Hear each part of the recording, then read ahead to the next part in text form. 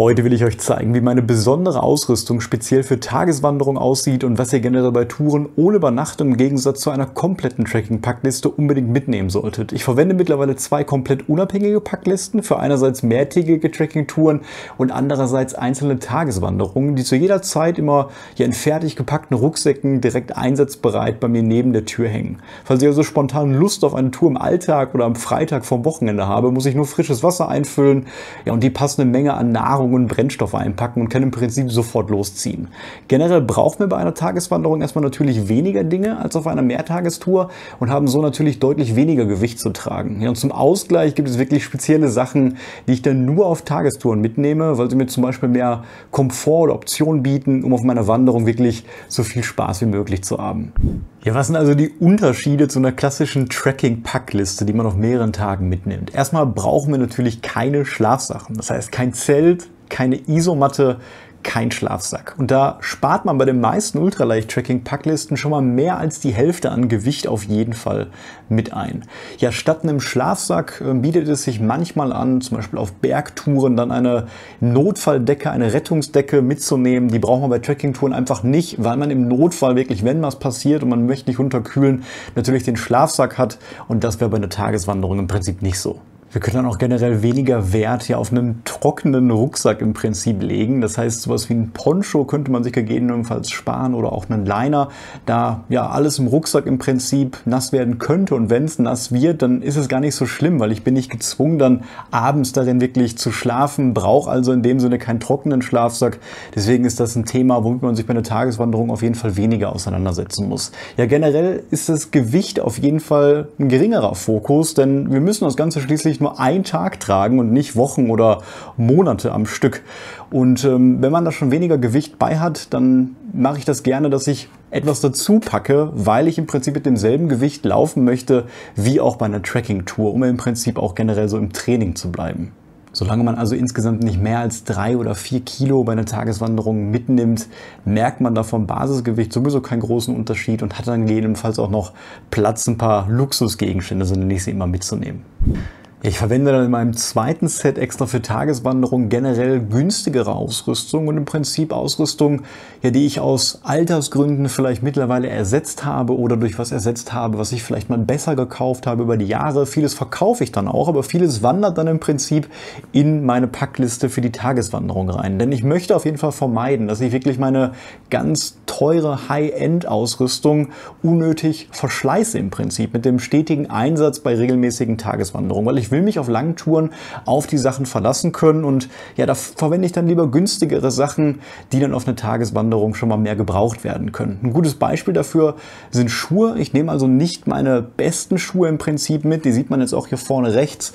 Da stehen jetzt Hoka Bondis und Altra Olympus, die nehme ich wirklich nur auf mindestens Wochenendtouren mit, wo ich wirklich auf eine gute Dämpfung angewiesen bin. Das ist mir immer persönlich wichtig, weil ich schnell starke Fußmuskelschmerzen entwickle, wenn man lange auf harten Untergrund läuft. Und dann nehme ich für Tageswanderungen lieber andere Trailrunner mit. Zum Beispiel günstigere Modelle wie den Kiprun MT3 von Decathlon, hatte ich auch im letzten Video vorgestellt. Oder zum Beispiel von Columbia die Chronos TRS-Schuhe. Und die sind auch bequem, die halten auch was aus, aber ich weiß, ich habe auf jeden Fall für lange Touren, wenn ich sie brauche, dann immer noch ein gutes Paar, denn die meisten Trailrunning-Schuhe, je nach Marke und Hersteller, halten so, ich würde sagen, zwischen 600 und 1400 Kilometer, und dann merkt man schon ja deutlich, dass die Dämpfung der Sohle weg ist und sich vielleicht auch langsam das Meshgewebe oben an den Schuhen auflöst. Ja, was nehme ich also konkret für Tageswanderungen besonders mit und was würde ich euch wirklich empfehlen, auch mitzunehmen? Falls ihr meine anderen Videos zu Tracking-Packlisten noch nicht kennt, dann würde ich euch an dieser Stelle empfehlen, die erst zu schauen, denn da hat man schon mal eine Vorstellung, welche grundlegenden Gegenstände, das sind so 40 bis 50, man auf jeden Fall auf einer Tracking-Tour mit hat, und kann dann im Prinzip auch mal den Vergleich zu dieser Liste für Tageswanderungen ziehen. Ja, generell bei den Rucksäcken, da verwende ich mittlerweile momentan den Rucksack 4Class Travel 25 Liter. Da passt eigentlich alles für mich. 25 Liter ist mehr als genug für eine Tageswanderung. Der wiegt ja knapp 300 Gramm, kostet auch 20 Euro nur. Und ja, von Decathlon hatte ich auch vorgestellt, eine klare Empfehlung. Eine Alternative dazu wäre Der Quechua Apenas NH100 ist ähnlich, hat 30 Liter, keine Meshtasche vorne, dafür innen drin ja, mehrere einzelne Taschen, hinten ein bisschen gepolstert und natürlich auch, wer noch mehr Platz braucht, den Klassiker, den Gear for Free 40 Liter Rucksack. Empfehle ich auch sehr häufig und liegt auch in derselben Preisklasse, ich glaube 30 € und 450 Gramm. Hat dann noch die Vorteile, dass man mehr Platz hat, hat einen guten Brustgurt auf jeden Fall und hier drin natürlich auch im Kopfraum noch viele Verstaubeutel, sodass man sich auch ein bisschen was an der Organisation für den einzelnen Packsäcken sparen könnte. Und alles, was ich im Rucksack selbst mitnehme, seht ihr jetzt mal auf diesem Tisch hier ausgebreitet und explizit nur im Rucksack, denn dort ist dann nur die Wechselkleidung zum Beispiel und die Ausrüstung. Ich starte natürlich auch mit Kleidung, die ich anhabe, je nach Wetter und Jahreszeit natürlich mit unterschiedlichen Schichten. Im Standard gehe ich immer mit einer doppellagigen kurzen Hose an den Start, habe dann oben entweder nur ein Base Layer oder wenn es kühler ist, ein Mid Layer. Ja, und für alle Gegebenheiten ansonsten habe ich dann noch Ersatzkleidung in meinem Rucksack. Und angefangen da mit einer Regenhose. Die nehme ich auf jeden Fall immer ganz gerne mit, egal eigentlich auch wie das Wetter ist. Ich packe da nicht großartig Sachen rein oder raus, weil die im Prinzip auch nicht so viel wiegen. Das Modell von Decathlon, 190 Gramm, kostet hier glaube ich 30 bis 40 €. Eine Regenhose ist immer praktisch. Erstmal gibt die mir sowieso Windschutz und Wärme, wenn mir doch mal zu kalt wird und wenn es feucht und regnerisch ist und ich möchte mich vielleicht auch hinsetzen, dann ist eine Regenhose auf jeden Fall immer etwas, womit man sich deutlich wohler fühlt im nassen Klima. Ansonsten, und das ist etwas, was ich zum Beispiel nicht bei einer Trekking-Tour mitnehme, ein Wechsel-T-Shirt. Und das kann auch gerne ruhig ein Baumwoll-T-Shirt zum Beispiel sein, denn das nehme ich manchmal mit, wenn ich ja vielleicht auch in den Bergen unterwegs bin und gehe mal auf einen Gipfel vielleicht und habe quasi den Großteil meiner Wanderung geschafft, habe ordentlich geschwitzt und gehe dann im Prinzip nur noch zurück, vielleicht zum Zug oder zum Auto. Und dann ist es echt super angenehm. Das kennt jeder, der mal lange auf Tour war, wenn man an diesem Punkt weiß, man schwitzt jetzt nicht mehr so stark, weil es vielleicht nur bergab geht und hat dann ein frisches T-Shirt zum Wechseln an. Das heißt, auf jeden Fall ein Luxusgegenstand und je nach T-Shirt-Dicke, das wiegt jetzt mit Baumwolle 250 Gramm, ist natürlich eine Menge, gibt aber auch von Decathlon dünnere Funktionsshirts und das würde ich euch auch empfehlen. Warum nicht? Man kann natürlich auch Wechselkleidung noch im Auto lagern, zum Beispiel auch ein zweites Paar Socken. Das nehme ich auch gegebenenfalls mit. Ich laufe selber immer in den Injinji-Socken, das sind 10 Socken, das heißt, da bekomme ich wirklich keine Blasen am Fuß und habe dann vielleicht noch Socken von Decathlon als Ersatzpaar dabei, wenn ich einfach mal ja, nach einer Pause vielleicht wechseln möchte oder extrem nasse Füße oder sowas habe. Ja, Handschuhe dürfen für mich auch nicht fehlen. Die habe ich auch immer mit. Also wie gesagt, auch wenn es jetzt Sommer ist, ich mache mir die Arbeit nicht und packe die Sachen aus, sondern ich lasse es einfach immer so und weiß dann mit Gewissheit, dass ich die Sachen auch im Zweifel dabei habe. Einerseits dünne Fließhandschuhe von Decathlon, die kosten auch fast gar nichts, wiegen unter 30 Gramm und wasserdichte Handschuhe. Die empfehle ich euch auch, wenn es sehr kalt ist, auch im Schnee helfen die, wenn man mit Trekkingstöcken läuft, hat man auf jeden Fall schneller kalte Hände, als wenn man die in Hosentaschen und Jackentaschen zum Beispiel hat. Und ja, für 50 Gramm auf jeden Fall auch etwas, was ich immer dabei habe, auch schnell griffbereit dabei habe. Was auch nicht fehlen darf, ist ein kleines Erste-Hilfe-Set. Das muss nicht ganz so ausführlich sein wie bei einer Trekking-Tour, wo man wirklich in der Wildnis vielleicht unterwegs ist und da ja nicht so schnell mit Zivilisation in Kontakt kommt. Das ist bei einer Tageswanderung in Deutschland ja eigentlich nicht so. Da ist man immer zivilisationsnah. Nichtsdestotrotz nehme ich so ein kleines Care-Paket jetzt zum Beispiel mit. Das wiegt jetzt hier auch nur 34 Gramm. Und was habe ich da drin? Ja, Ibuprofen zum Beispiel, Allergietabletten, Wasserdesinfektionstabletten. Ich habe eine kleine Mullbinde dabei, Pflaster, die auch desinfizieren sind, zumindest ein bisschen. Und ich habe Compeed Blasenpflaster dabei. Und das reicht für mich eigentlich. Die Compeed Blasenpflaster gibt es in sehr großen Größen und hat man noch so ein kleines Messer dabei, das empfehle ich euch auch. Kann man die auch zurechtschneiden, falls man nur kleine Blasen an den Füßen hat. Bei meiner Trekking-Tour nehme ich zum Beispiel noch richtige Desinfektionssachen wie Beta-Isodona mit. Das mache ich bei einer Tageswanderung eigentlich nicht. Da reichen Pflaster zum Beispiel oder auch Pflaster, die so ein bisschen silberbeschichtet sind und selbst desinfizieren. Ja. Feuerzeug ist auf jeden Fall auch noch etwas, was ich immer dabei habe. Kann auch hilfreich sein, um was abzuschneiden zum Beispiel. Genau wie beim Taschenmesser habe ich gar nicht erwähnt. Eine Zeckenzange, die da dran ist, hilft natürlich auch. Das ist bei mir immer eine kleine Metallpinzette und die benutze ich in letzter Zeit wirklich sehr häufig, weil ich viele Zecken habe. Und deswegen ist die sowohl bei einer Tageswanderung als auch bei einer Trekking-Tour wirklich wichtig. Ja, Klopapier habe ich auch hier drin. Kann natürlich auch unterwegs passieren, dass man das mal braucht und dazu natürlich auch ganz nach der Leave No Trace Philosophie diese kleine Schaufel, die habe ich auch bei meiner Trekking-Tour natürlich dabei, aber manchmal ist es einfach so, je nachdem wo man wandern ist, wird es da manchmal vielleicht ein bisschen schwer und im Notfall hat man da eine Möglichkeit wirklich hygienisch und sauber noch auf Toilette zu gehen im Prinzip. Wenn wir auf die linke Seite schauen, dann sehen wir hier eine Powerbank und die halte ich auch wirklich für essentiell, zumindest eine 5000 mAh, 10.000 mAh Powerbank. Die kosten nicht viel, mein Modell hier 20 €, wiegt 205 Gramm, hat eine schicke LED-Anzeige und ja, ich kam schon in Situationen, zum Beispiel im Winter, wo ich wirklich dachte, gut, es reicht, mein Handy mitzunehmen für die Navigation und habe dann eine Sache nicht bedacht, dadurch, dass ich das Handy die ganze Zeit in meiner Hand hatte, da hatte ich im Prinzip meine Garmin Instinct 2X Solar noch nicht, mit der ich jetzt navigiere. Da war es so kalt, dass der Akku des Handys im Prinzip durch die Kälte leer gegangen ist. Und das Handy war aus und ich war wirklich mitten im Wald unterwegs, mit einem Trail gelaufen, wo es keine Markierungen gab und hatte dann echt ein Problem. Und deswegen sollte man auch bei Tageswanderung natürlich immer ein Backup bei der Navigation dabei haben. Das kann eine Karte sein, das kann eine GPS-Uhr sein und, worauf ich hinaus wollte, auf jeden Fall eine Powerbank. Denn da hätte ich die Möglichkeit gehabt, das Handy mal kurz aufzuwärmen, dann zu laden und wieder ganz normal weiter zu navigieren. Und dazu gehört natürlich auch ein Stromkabel. Ich habe hier ein sehr kurzes. Bei einer Tageswanderung muss man nicht allzu sehr auf das Gewicht achten. Da könnt ihr auch euer ganz normales nehmen. Nur im Prinzip, damit man mit der Powerbank natürlich sein Handy aufladen kann oder auch die Kopflampe. Die habe ich auch immer dabei. Ist eine von Decathlon. Normal habe ich eine von Nightcore. 44 Gramm. Ja, und Tageswanderung ist keine Nachtwanderung. Nichtsdestotrotz, es kann immer länger dauern, als man denkt. Vielleicht hilft man jemandem und verschwendet im Prinzip dadurch Zeit oder Tageslicht. Man schafft einen Abstieg vielleicht nicht so schnell wie gedacht oder andere Dinge passieren und man findet sich im Dunkeln wieder. Ein Handy reicht da eigentlich bei technisch anspruchsvollen Trails nicht. Deswegen ist eine Kopflampe auf jeden Fall da essentiell und die sollte man bei einer Tageswanderung deswegen auch immer dabei haben. Ja, die GoPro, die hier steht, die steht im Prinzip dafür, dass ich eine große und richtige Kamera auf meine Tageswanderung mitnehme. Was ich bei einer Trekking-Tour auch nicht mache. Da filme ich natürlich, ich habe mein Handy bei und verschiedene kleine Kameras, aber die Kamera, mit der ich jetzt gerade filme, die nehme ich häufig auf Tageswanderungen mit und die würde ich niemals auf Mehrtagestouren mitnehmen, weil erstens wiegt die natürlich eine Menge, dann muss man da auch ein bisschen mehr drauf aufpassen, wenn man eine große Spiegelreflex zum Beispiel mit hat.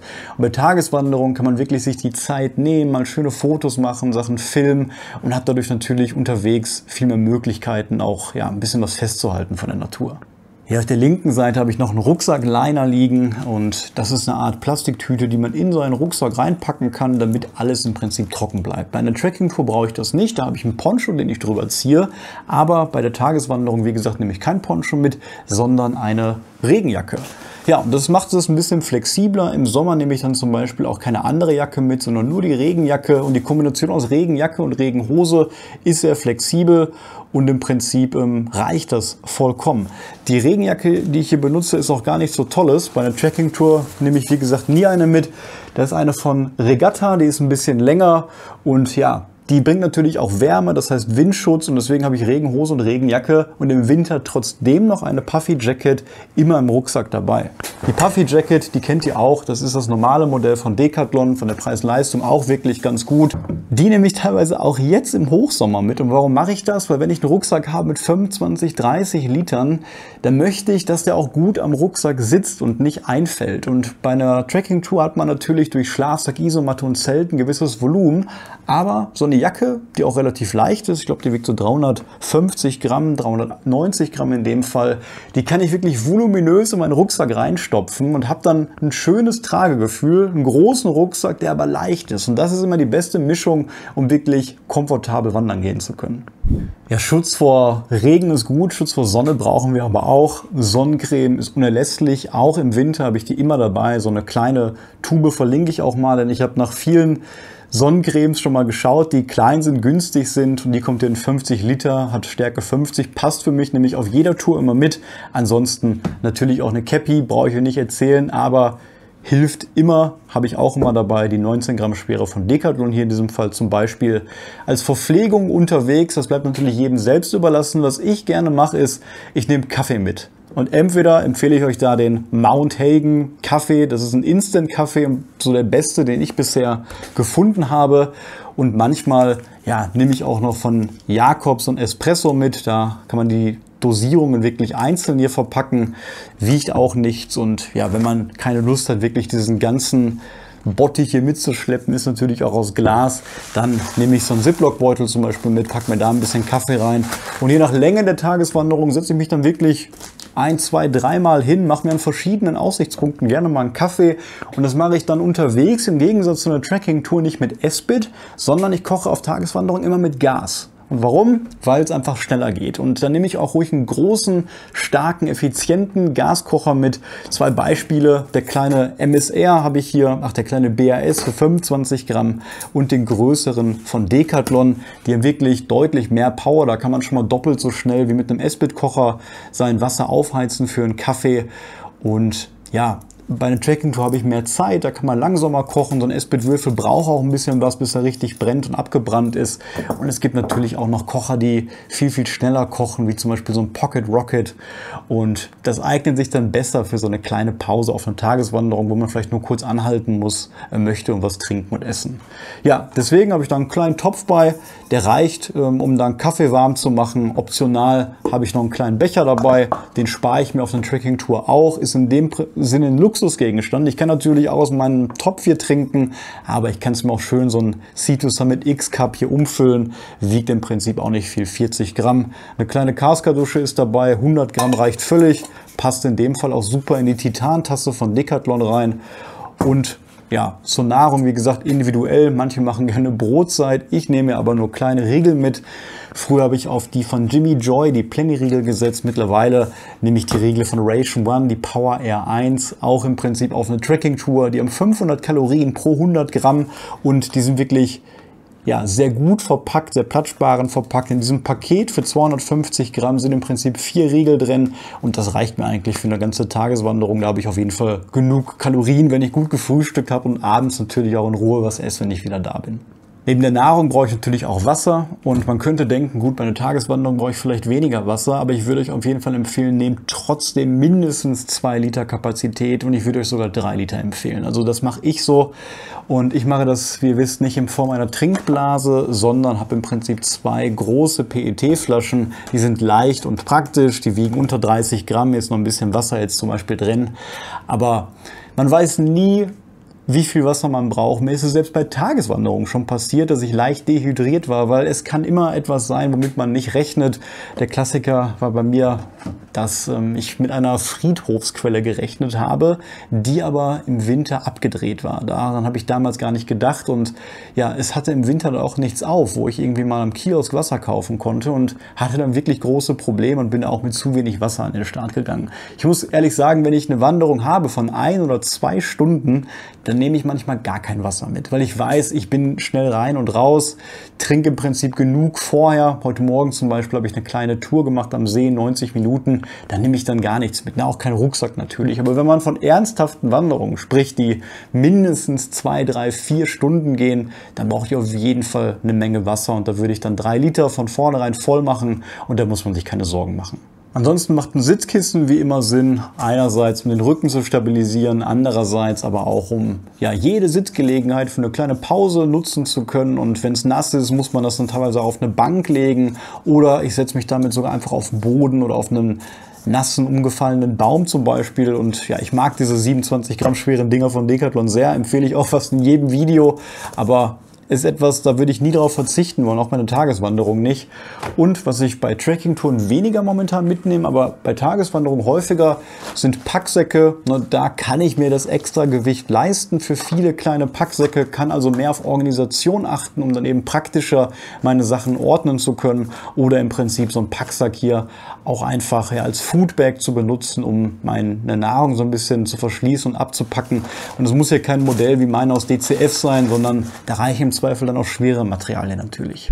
Ja, die 2 ganz speziellen Gegenstände, die wahrscheinlich nur ich mitnehme, aber die ich auf jeden Fall empfehlen kann und die ich auch nur bei einer Tageswanderung mitnehme, sind die beiden, die hier vorne liegen. Und das ist einerseits ein halb ultraleichter Stuhl. Und die habt ihr vielleicht schon mal gesehen. Die sind sehr schnell aufzubauen und meiner wiegt hier 1 Kilo ungefähr. Das ist so der Standard bei diesen leichten Stühlen dieser Bauweise. Ist von Kamui. Die gibt es auch von Helinox, aber da kosten die deutlich mehr, 150 €, wiegen aber nur die Hälfte, 500 Gramm. Diese Stühle hier von Kamui oder zum Beispiel Nature Hike, die kosten nur 30 bis 40 €. Manche Leute nehmen das auch auf eine Trekking-Tour mit, auf Mehrtageswanderungen, die wirklich ja, so gerne einen Stuhl dabei haben. Ich verstehe das auch, deswegen habe ich bei Tageswanderungen einen dabei. Und die geben dann so viel Geld aus für einen Helinox Zero zum Beispiel, der dann wirklich sehr, sehr wenig wiegt. Ja, warum nehme ich einen Stuhl mit? Einfach, weil ich mir das Gewicht leisten kann im Prinzip im Rucksack. Ich habe es schon gesagt, ich spare natürlich durch Zelt, Schlafsack und Isomatte. Dafür habe ich gerne diesen Stuhl dabei.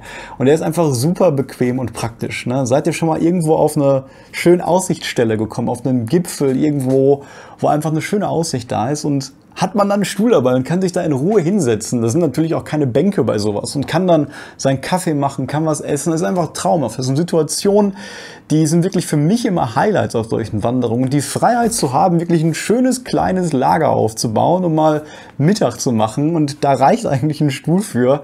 Das ist etwas, was mir total gefällt bei Tageswanderungen, was mir Spaß macht und deswegen kann ich euch das nur empfehlen. Testet das mal mit so einem Stuhl. Die sind auch ansonsten nützlich. Ich nehme die auch mit, wenn ich mit einem Zelt auf dem Campingplatz schlafe, so einem Car-Camping-Trip oder auch mit einem Wohnmobil oder bei ganz vielen anderen Situationen, auf Festivals. Die sind sehr, sehr praktisch, weil man die gut und leicht tragen kann und die wirklich sehr, sehr schnell aufzubauen sind. Also unter 1 Minute brauche ich mittlerweile, um den aufzubauen. Die Dinger sind magnetisch, die steckt man auseinander und kann sich draufsetzen. Meistens halten die bis 120 Kilo aus. Und ja, ist ein super Tipp. Versucht's mal, passt auf jeden Fall in so einen 25 Liter Rucksack mit dem ganzen Kram auch noch gut rein. Mein absolutes Highlight, was ich auch sehr, sehr häufig mitnehme, mehr im Sommer als im Winter, das liegt hier vorne. Das wiegt 930 Gramm. Und es ist ein Packraft. Und zwar das Amphibio Nano SL. Das ultraleichteste Packraft, was es überhaupt auf dem Markt gibt. Und man hat damit ein Wassergefährt, was man in seinen Rucksack komprimiert packen kann, was unter 1 Kilo wiegt. Und damit hat man wirklich sehr, sehr viel Freiheit. Ich benutze das, um auf meinen Wanderungen spontan einfach Gewässer überqueren zu können. Ich hatte das erst letztens im Ahrtal wieder. Da habe ich damit die Ahr überquert und da ist natürlich aufgrund der Flutkatastrophe sind da wenige Wege, da sind viele Brücken eingestürzt. Aber ich habe es mir damals geholt, als ich in Schleswig-Holstein wirklich das ganze Bundesland auf einer geraden Linie durchqueren wollte und kann damit im Prinzip auch Bachläufe, Grachten, Schlote überqueren, sogar Seen und größere Flüsse. Und das benutze ich dann teilweise, wenn ich meine Jacke nicht mitnehme, auch um den Rucksack voluminös auszufüllen. Ich merke es also eigentlich gar nicht. 930 Gramm ist wirklich sehr, sehr leicht. Und in Kombination und um da wirklich spontan und schnell und auch im Sommer was überqueren zu können, nehme ich dann noch diese Pumpe von Flextail mit. Und das ist die zweitkleinste Variante. Mittlerweile gibt es noch eine kleinere, die reicht aber auf jeden Fall für eine Tageswanderung. Und da drücke ich einfach auf den Knopf drauf und kann im Prinzip mein Packraft ganz schnell und ganz entspannt aufblasen in wenigen Minuten. Ich überquere dann so einen Fluss einfach und ich hatte am Anfang so ein Notfallpaddel, dachte auch irgendwie, ich kann das an meinen Trekkingstock dran machen. Braucht man alles nicht. Man kann einfach mit den Händen paddeln. Für 10, 20, 30 Meter reicht das auf jeden Fall. Dann kommt man auf der anderen Seite raus, ich rolle es zusammen, mache die Luft drauf, packe es im Rucksack und laufe einfach weiter. Und das macht super Spaß, einfach damit zu fahren. Also die Situation, wenn man an den Fluss kommt und denkt, gut, ich will jetzt einfach gerne auf der anderen Seite weiterlaufen. Das ist so toll, wenn man dann einfach so frei dann das Gewässer überqueren kann und auch bei der Routenplanung. Manchmal gehe ich in Regionen wandern, wo ich dann verschiedene Dinge sehen möchte. Aber insgesamt wird es dann einfach zu viel für einen Tag von den Kilometern, weil da im Prinzip Flüsse oder Seen drum sind. Und wenn ich dann die Möglichkeit schon bei der Planung habe, zu sagen, gut, ich überquere das da einfach und dann gehe ich da lang und dann gehe ich über den See zurück, dann kann man echt ja, teilweise viele Dinge an einem Tag bei so einer Tageswanderung sehen.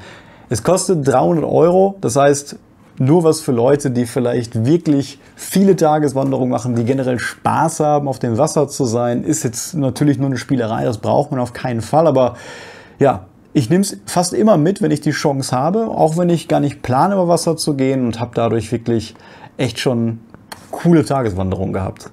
Ich hoffe, das Video konnte euch helfen. Schreibt mir gerne mal, was ihr noch so an speziellen Dingen nur bei Tageswanderungen vielleicht mitnehmt. Und ich würde mich natürlich wie immer freuen, wenn ihr mich abonniert. Bis zum nächsten Mal.